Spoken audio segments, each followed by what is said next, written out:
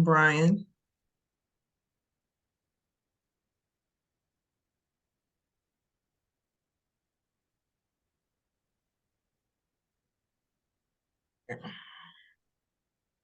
Did you lose him, LaShawn? I don't know if I lost him or if he's on mute. I'm sorry. No, I'm back. I'm here. Is there a way to just allow people in without me having to admit them in? I can barely hear everybody. I don't know what's going on. LaShawn, I think there's a button. I think there's an option where you can click admit all, and it'll admit everyone at one time that's waiting. I don't know if you can make it automatic. Okay. All right. I'll figure it out. Thanks. Mhm.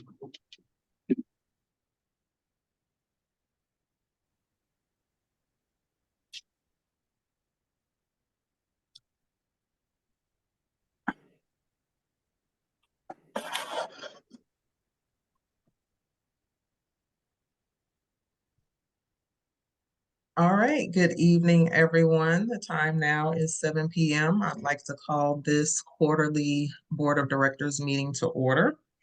Brian, if you can do the roll call of officers, please. Absolutely. LaShawn Spencer, President. Present. Ron Gore, Treasurer. Present. Brian Creighton, Senior, Secretary. Present. Thank you.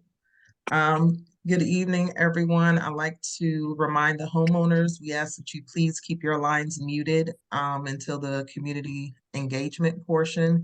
During that time, we ask that you would raise your electronic hand and wait until you are acknowledged before you begin speaking. Please keep your lines muted so that we can hear the questions and the answers that are received. I would like to welcome our guest this evening from the Charles County Sheriff's Office, Corporal Brian Chambers. He's with the Community Policing Unit. And at this time, I will turn it over to him for his presentation. Thank you for joining us this evening. Thank you. Good afternoon. How are y'all? Doing good. So I'm just filling in for Master Corporal Smith. He would be the normal community officer for your neighborhood, which falls into our West Side district. As far as community policing goes, right now, we're having expansion coming. That should be within the next couple of months, hopefully. We've been promised some additional bodies, so we're hopefully to get a more personal touch back on community policing, as well as our unit is now handling these meetings, whereas previously it was community engagement. That way we have a little bit more of a pulse on our communities that we're handling and whatnot. Currently, had kind of ran a quick area for Brentwood. I'm seeing a lot of, I guess, just suspicious vehicle complaints. I think the majority of those, from what I can see, are in reference to the park. And I know I with Ellis about that, actually in person, handling a couple of those complaints. There's some on ways to kind of fix that issue. I don't know how far those along have gone, but other than that, as far as from the community policing standpoint, we aren't seeing any real crime trends in the area. We did miss y'all at our Crime Watch kickoff we just had last week. As far as I was able to tell by the roll call, we had 101 people from the community up. However, nobody from Brentwood was present. I don't know if y'all have had any contact with Master Corporal Smith in regards to some of the changes in requirements, but for future, it's not a place at this time, but attending those kind of meetings, even if it's just even one member of the community, is something that's going to be on a mandatory basis to maintain within the community policing program. Other than that, I think that's all I got for now. Thank y'all for having me. Thank you very much. So at this time, I am going to welcome the homeowners to raise their electronic hand. you have any questions at this time for Corporal Chambers, you can raise your electronic hand.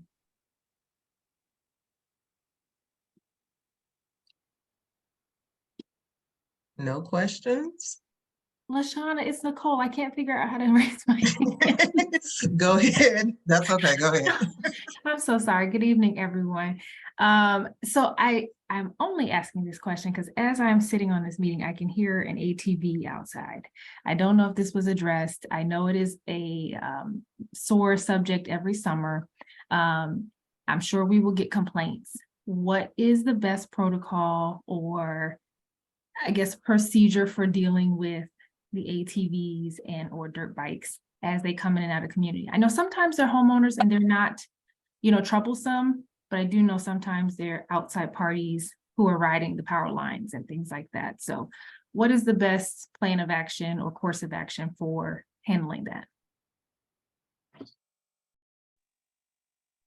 All right. I'm glad you actually asked that. Part of our Crime Watch had a few presentations. Cops who were doing a thing. Sheriff's Department. Can you hear me? Okay. Part of our Crime Watch kickoff was some presentations about the major ongoing kind of issues that we're seeing in our communities. One of the big ones is the ATVs. We also did one on noise ordinances as it pertains to coming from homes, etc. We also did one on littering. I was actually in charge of the one for ATVs, so I can give you the best information on that. The biggest thing that we're looking for as the sheriff's office is continuing calling. The biggest thing that we need is y'all's eyes and ears in the community. Some things that would be very helpful would be if you know the name of the suspects, location where they're keeping theirs, ATVs or dirt bikes, a description of their off-road vehicles, general time of occurrences, locations or hangouts that they're frequenting, and just keep calling. The biggest thing is we need to be able to put together a pattern in order to be able to come out and enforce it. So our unit last year took upon ourselves to try to handle this issue as best we could. Patrol officers are very limited in what they can do in their response to these because of the chase policies that are in order.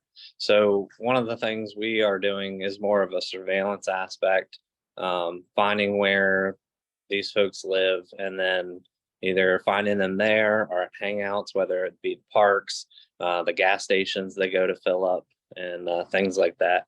Our non-emergency number is still the 301-932-2222.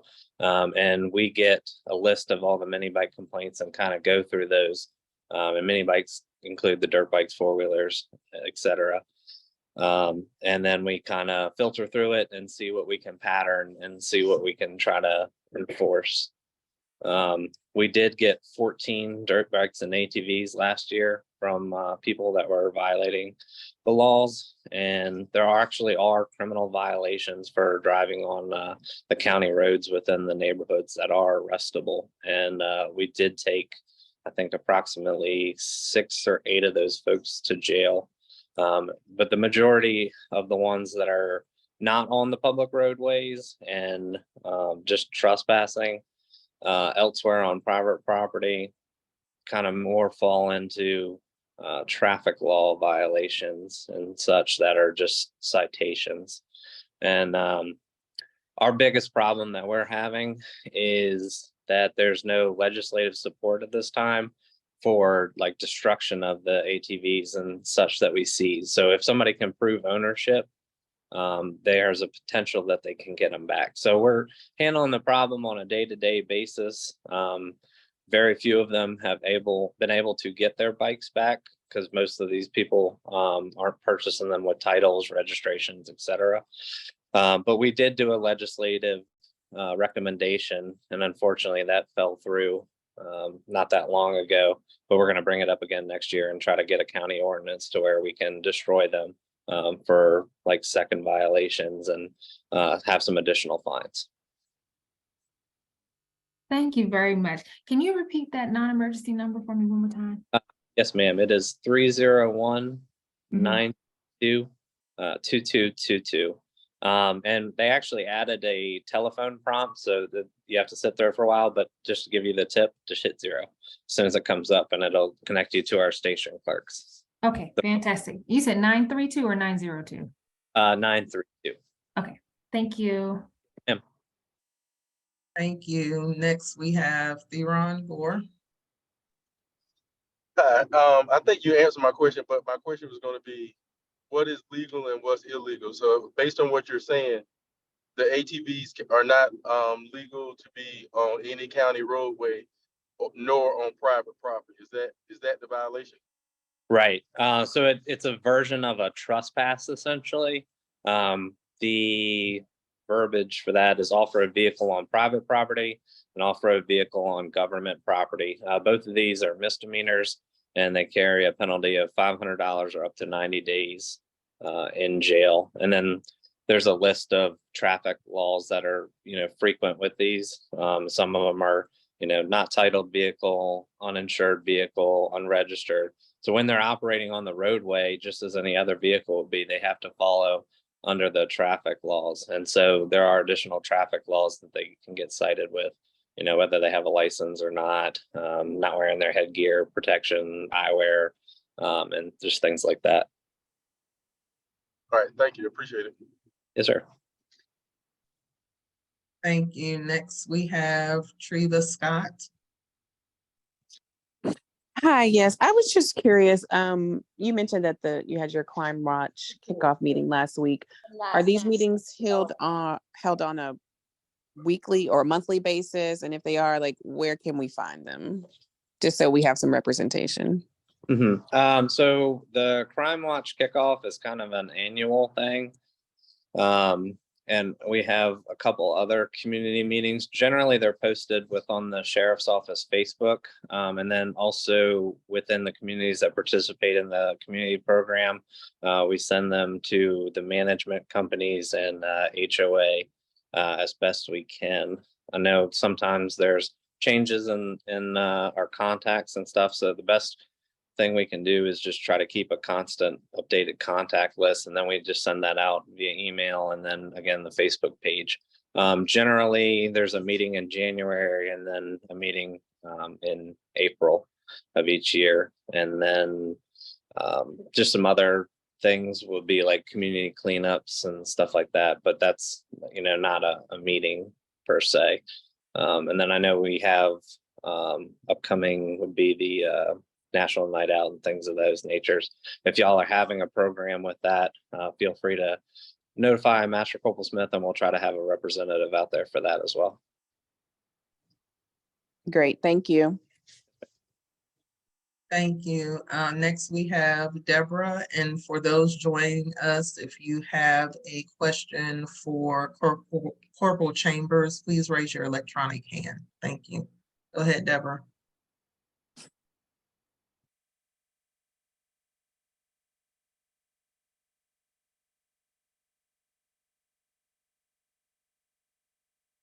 Deborah, do we still have you?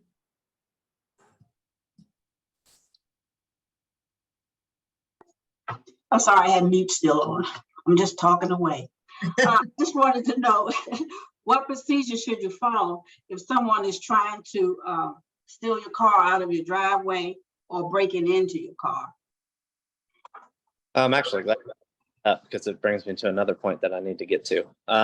So if somebody's calling, if you're calling in about somebody actively trying to break into your vehicle, that would be more of a 911 scenario, the non-emergency, because it's like an active crime in progress. Whereas things that would fall into like the non-emergency would be suspicious vehicles, things of that nature. So real crimes in progress, especially felony theft, which would be theft of a motor vehicle. Yes, please do call 911 as soon as possible. Things we would ask that you try to get would be a description of the suspects. If you see any vehicles that might be running, a lot of the times that they go and steal vehicles, there's a second vehicle, or even sometimes more than that, because they might have stolen one from another street over, and then they're driving them in tandem, and then they, head back out of the county once they're done getting multiple vehicles. So usually we find that there's 4 to 6 suspects when it comes to most motor vehicle theft these days. So yeah, 911 as soon as possible, and try to get any information that you can. Thank you. My next point that I was going to make real quick, tomorrow is for people that have the Kias and Hyundais. I know that's a big theft item right now, specifically the Kias and Hyundais with the manual key. I know there's a way to look up on the website whether your vehicle's affected, but there's the rash of thefts of those vehicles due to a TikTok that somebody put out on how to steal those. So there's been a large rise in that. That's actually been one of our biggest problems in the county. So tomorrow at Regency Furniture Stadium between 2 and 6 p.m., people with those types of vehicles can come, and we're giving out clubs, the old clubs that go in your steering wheel so that it can't be driven. And those are going to be free of charge to people with that. And then there's also dealership updates that you can go get done to your vehicle to try to make it a little bit harder for it to be stolen. Thank you so much for sharing that. I did have one question. Maybe you can add some insight. One of the other things we hear about a lot within this HOA is the portable basketball hoops. Can you explain what the rules are surrounding those and the use of those in the community? So as far as the sheriff's office is concerned, there's no major rules in place for those. The only thing that we would say is children that are playing with those that are, backed up to the street should use caution for cars. If you know of a court that's set up, maybe, kind of just slow down in that area. If children are in the roadway, though, you can call our non-emergency number if they're either being disrespectful or refusing to move for cars, things of that nature, and we can just kind of come out and talk to them because they're not supposed to be in the main road. But there's a big difference when it comes to that stuff when people are playing in like the end of a corridor on the main road, etc. Thank you. I see 2 more hands. I think Theron was first. So I basically I want a follow-up question. So I was told that there was a county ordinance that stated that basketball goals were not allowed to be on the street. So is that not true? Not that I'm aware of. However, I can look into that and get with either Miss Spencer or Miss Ellis and try to get you that information. But as far as I'm aware, I don't know that there's a county ordinance that we enforce. I've never had to write any kind of tickets or anything for that. Generally when we show up after being called for the non-emergency line, and if it's a traffic hazard, then we say, hey, get out of the roadway. And I really haven't ever had anybody not comply with that. If you have a specific area that is an issue or anything like that, you can call Gus Proctor, who is our community liaison, and he can kind of put in to our complaint log something that we can follow up on and look into for you. Thank you. Yep. Just to follow up with what Theron was saying, I think at some point we received information on the county right of way. I think that's what he was referring to, that the basketball hoops couldn't be in the right of way. Right, and I guess that falls onto them being on a main road or anything like that. Technically, the roadway is the roadway, and it's not for playing sports. So, like I said, we would come out and tell them they can't play there or can't move there if it is kind of a hazard to them or other drivers. But again, it depends on if we're talking about a through roadway or the end of a cul-de-sac or something along those lines. Thank you. Crystal Hines. Yes, how y'all doing today? I would like to ask a question about cars with out-of-state tags. It's been sitting here for probably 3 months and hasn't moved. Okay. Have you ever called in about the vehicle to the sheriff's No. office? No, Okay. All right. but the So sheriff rides by it every day and doesn't look at it, you know, it's wrecked and been sitting here for probably 3 months. is it sitting on the actual roadway or in somebody's yard? It's Or actually on the road, yes.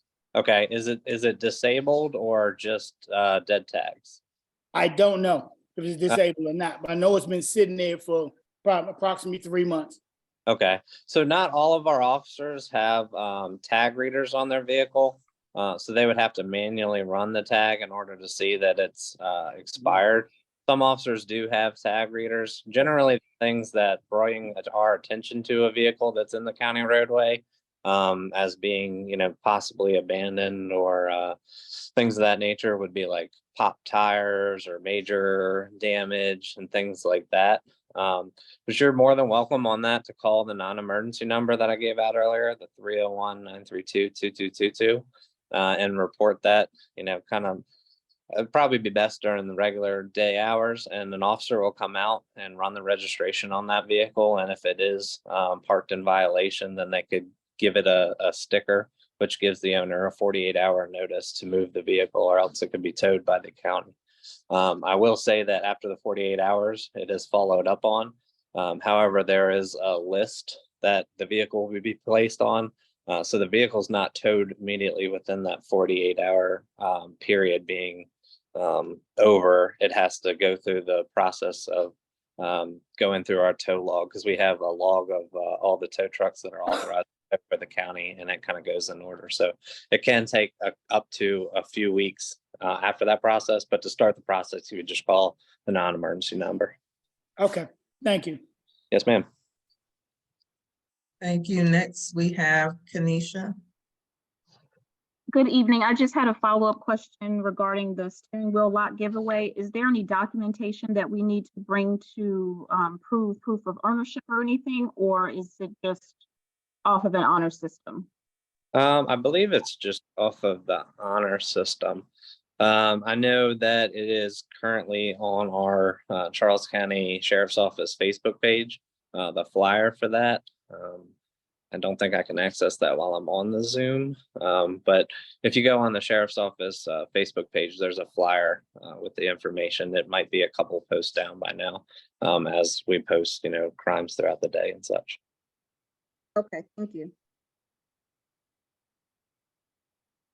All right, at this time, I don't see any more hands raised. So I'd like to thank Corporal Chambers for joining us this evening and answering the homeowners' questions. And we look forward to working with you in the future. Yes, ma'am. Thank you. Thank you. Have a good evening. You too.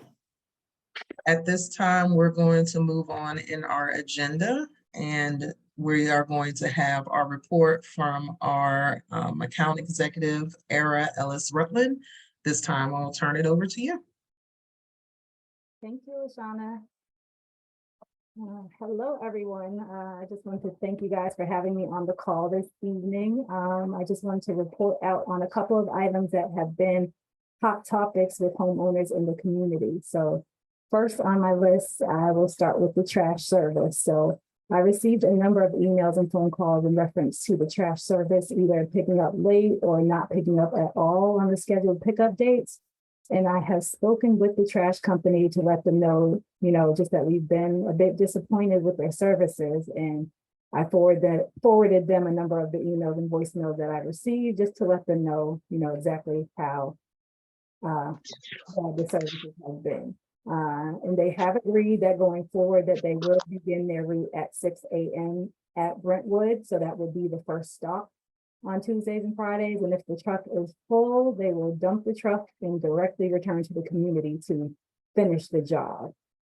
They also confirmed that a supervisor will be with them on Friday just to make sure that we are no longer having these issues, and they're just going to ride with them to see what their route is and to make sure that they are hitting every single street.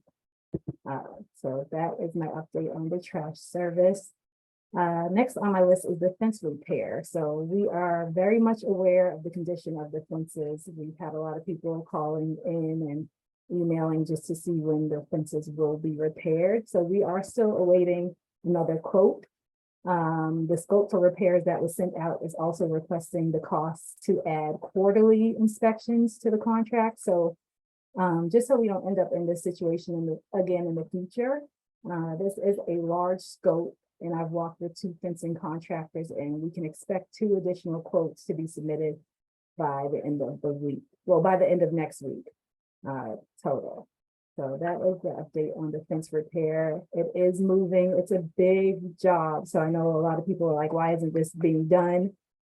It's a huge job, and it's going to be taken care of. It's budgeted for. We just want to get the right people in, and we want to have the right people contracted to look at this quarterly and keep the fence repair going as things become damaged again or in disrepair. Next on my list is debris cleanup. So I've had a number of people report debris and trash in the community, and our landscapers have been cleaning up specific areas as they are reported at no cost. I do go through the community every Friday, and I point out certain areas as well, but there are certain areas that I cannot see. I can't go in between homes. So please feel free to email me directly if you have any areas that you would like to report that need trash or debris cleanup. I'm going to put my email in the chat in case you guys don't have it. Just email me directly, tell me the spot. If there's pictures that you can provide, that's very helpful as well. The landscapers, they are very helpful, and they will take care of us. Next on the list are HOA fee payments. So we are in the second quarter of the year, and there are still seems to be some confusion on the HOA fee information. So I'm going to put this in the chat as well. The annual HOA assessment fee for Brentwood HOA is $788 for the year, and this can be paid in full or quarterly. But we are billing it quarterly for $197, January 1st, April 1st, July 1st, and October 1st. And you can pay directly through the ClickPay portal. And I will add that link for ClickPay in the chat as well. Also, you can find that link in the portal. There's actually a tab in the portal that says payments, where you can actually click it. It will take you to ClickPay, and you can make your payment directly there. If you have not set up a ClickPay account, you will need an 18-digit account number. Please feel free to email me if you don't have that number. I'll be happy to respond and give you your account number. And next on the list is the architectural request. I have had a number of people reach out just asking how to submit an architectural request. So whether they're looking to build a fence on the property or a pool or paint their home, those are just a couple of examples of requests that people have wanted to submit. All requests can be sent through the portal. When you log in, you'll see a number of tabs on the top of the page. You'll see home, account info, maintenance requests, and then you'll see architectural requests right on top. And you just click that link on the portal, and it will send you directly to the form to complete. And once the form is complete, it may take up to 45 days for approval, but you will get notification that it has been received and submitted properly, and that someone will follow up with you. And last but not least, I did want to remind the community about the mosquito control that will be taking place this spring and summer season. We submitted our applications to the county and have applied for early treatment, considering, the number of ponds and standing water in the community. We want to get this done as soon as possible for the first round. And this was done last year. It's been budgeted for. So just look out for notifications on when they'll start spraying or treating the community. And that is it for my report out. Okay, so at this time, if you would like to ask a question to our account executive, I ask that you would raise your electronic hand. And I will start calling on you as I see you. Kanisha? Thank you. I just wanted clarification on who is responsible for the forest preservation area within the neighborhoods, because there's a lot of trash, especially on Bancroft. So is that the HOA's responsibility, the county? I just wanted to get clarification on that, please. Thank you. It is the. LaShawna, can I? Go ahead, sorry. I'm sorry, LaShawna, this is Theron. I was kind of, the reason why I want to answer that kind of is because, Kanisha, the answer to your question is, it's HOA property, and the board of directors is actually in discussion now to schedule a community cleanup day to kind of police those areas, but it is HOA property. Okay, thank you. Eric, did you have anything to add to that before I went to the next question? I'll also add, if there is a specific area that you would like us to address, just send me an email. The landscaping company, they are great. They respond quickly. I had someone say that there was like a mattress somewhere and they picked it up the next day. So just report it. Everyone, we're working together to make sure the community looks great. So if you see something, say something, and I will work to get it taken care of. Thank you. No problem. Thank you. Next, we have Chef Cam. Yes, hello. I got two quick questions. One question is, who do we report to? We actually live over here off of Yarnell Court, first court off of Bancroft, and there is a tree that, of course, is in this protected wetlands that is starting to lean on our house. Who do we call to get that cut down? That's the first question. And then the second question is my favorite question whenever I come on these meetings is, I actually seen somebody surveying this back land behind our house here where they used to have that trailer and stuff is. I haven't been on the last few calls, but what's going on with that land behind the house over here on Yarnell Court? What are their plans of doing that? I can start just answering the tree removal question. If there are any trees that you feel should be removed, send me the location and a photo if possible, and we can determine if it is HOA property or if it's a homeowner's property, and we'll take the proper steps. We've had one where, we had the landscaper, a landscaper take a look at the tree and they said that it's not, endangering the property. So it's a matter of seeing what we can do if we need to take away some of the branches, etc. Just contact me directly and we'll have it addressed. Okay. Second question, I'm not sure of the area that you're referencing, so I don't know if maybe Theron or LaShawna may be able to help with that. I'm not sure what area you're referencing. So you're talking about Yarnell Court. Is that where the developer had a trailer?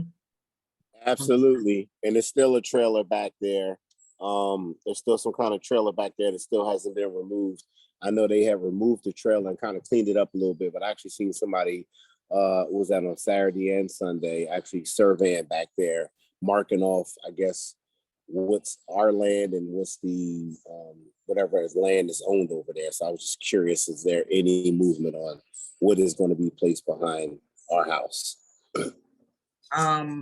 That is the developer. I know they have been using that portion of land since they're still in the community. We have not been made aware of anything concerning that land as far as future plans, but that's something that we can look into and try to find out for you. But I don't have an answer for you tonight. I wasn't aware that they were out there surveying. Yeah, they definitely were. So I see, I still got the markings and stuff like that. So it's all good. I'm just curious because I just don't want to wake up one day and see that they don't put a sign up that this is being built back here or whatever, and we just don't know what the heck's going on. So yeah, we can definitely look into that. Era, can you make a note to reach out to Melinda, please, to try to find out what's going on for us? Yes, I have a detailed note. I will follow up with the developers just to get an update. appreciate you. Thank you. Thank you. So next we have, did that one, Deborah. Yes, I just want to ask a question. A couple of months ago, it might have been longer. Is it okay for neighbors to park their cars in the backyard of their house? Okay, because I reported that a long time ago. And I believe the cars are still there. I haven't been back and forth to see it, but I don't think anything has been done about it. Deborah, just to answer your question, no, that is not okay. So I'm gonna put my email in the chat. I just did it now. Email me the location and any information that you can provide, and I'll be able to reach out. And just typically the way that I reach out to people in the community, so you know, I make a phone call first. And I'm not just gonna send a nasty letter to your door unless I don't have an actual phone number for you in the system. And then we can discuss it, and then I'll proceed with sending a violation letter. But give me as much detail as possible, and I will reach out and we'll get it handled. Okay, thank you very much.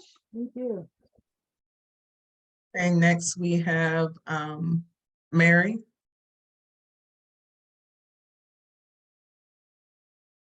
Yes, hi, good evening, everyone. My question is, we live back where the guard on Linden Grove Drive, where the guardrails, that section where when you pass the guardrails. And I wanted to know, is it a reason why those guardrails are not the posts? The gate is never closed. I wanted to know, because is it any way we can prevent people who don't live in this community, keep them from riding their dirt bikes or their other recreational vehicles across that street? Because they do it in the back, these, where those big electricity poles are, whatever, those transmitters. And so they go across, and the gate is sometimes it's closed, sometimes it's always mostly open. But it would be nice if we could, I don't know if it's legal. I don't know what the deal is with that, but it's a nuisance. And it don't look good for the community. LaShawna, I can take Mary, that one. okay, go ahead, Brian. Brian first, then Theron, then Era. Yeah, hey, that's a great concern and great question. Unfortunately, that strip of land actually belongs to the utility company, so it's a shared utility easement that belongs to SMECO and PEPCO. The HOA has no control over that particular parcel of land, but I'm sure that if we can reach out to the right entity to see if they can keep those gates locked. And what is can we get an update? And I'm sorry if I missed it, but can we get an update on what that development is going on in the back? Is that part of our neighborhood? And is the street coming into the neighborhood? What's the update on that? Brian, I'll go ahead. First of all, LaShawna, my answer is the same as Brian's as far as the power lines. And that second part is new houses that are being built in our community. I stay at the end of Mary Lee Court, and exactly where that road is being built. But it's new houses, and the road is going to go all the way through to Billingsley. The developer is developing that part. It is our community. It's not a new subdivision or anything. It is part of our community. Do we know how many? A part of our community. Do we know how many houses going to be back there? What's the plan? LaShawna, do you have a number? I'm sure someone knows, but I don't know right off the top of my head exactly how many. So I don't know the exact number. So that is section 7 that's being added to our community. I don't know the exact number of homes for just section 7, but the developer has told us when they have completed building in this area, we're going to be at 710 homes. So we're at 540 now. So at the end of the build out, we will be at 710, but I'm not sure how much more of those will just be in section 7.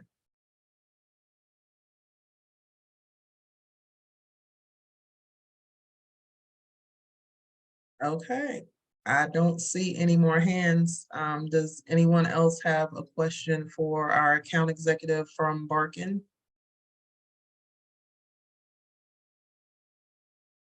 Treva? It's just really quick.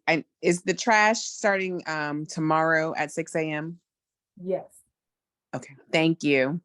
I'll be there tomorrow morning, and I pray that when I drive through, everything looks clean. Martha? Yes, this question, it's not a question, it's actually a comment for Miss Rutland, is that correct? Rutland. Rutland, I'm sorry. I just wanted to thank you, because every time I need you or forward a message, you always come back with an answer. And I just want to tell you, I really appreciate the service that you provided for, at least for me. Thank you so much. That means a lot. I'm here for everyone. I'm an open book, so that's why I put my email in the chat. Please contact me. I got you guys. So Even tonight, it was like, before I could even walk away, you answered the question for me. So I thank you. That was all. it's my pleasure, really. Okay, I don't see any more hands at this time. I'm going to open up the floor now for the community engagement. Any questions about anything? You can raise your electronic hand. But if I don't see any hands, then we will go ahead and adjourn. Nicole? You know, I wasn't gonna let y'all off that easy. I thought I was gonna get out of here before 8 o'clock. I'm just kidding. I wanted to second what Martha said. Era, you've been wonderful. Thank you so much. We appreciate it, sincerely appreciate it. But I wanted to apologize to everybody on behalf of the Communications Committee because I have not gotten out an April newsletter.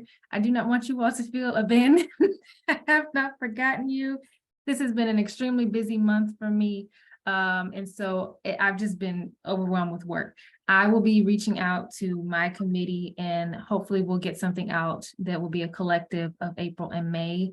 But just on behalf of the board, please be advised that there are some things coming up very quickly. We do have the candidate forum next week. We are preparing for an election in May.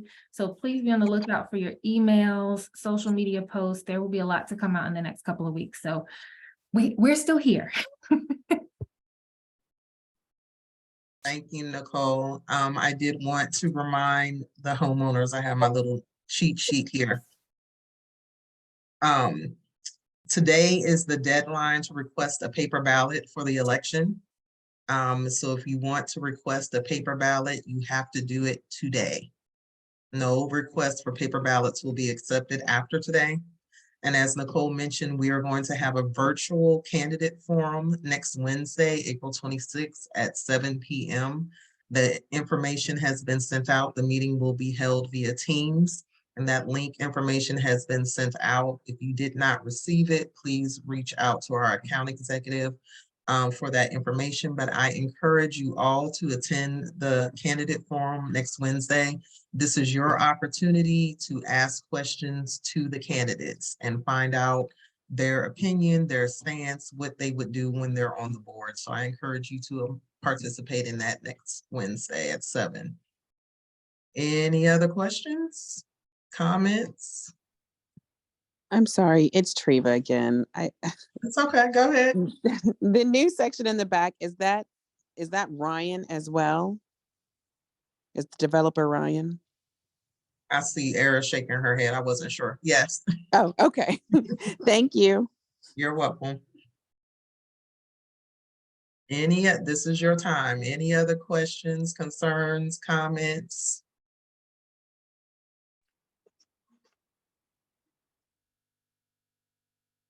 All right, I don't see any hands.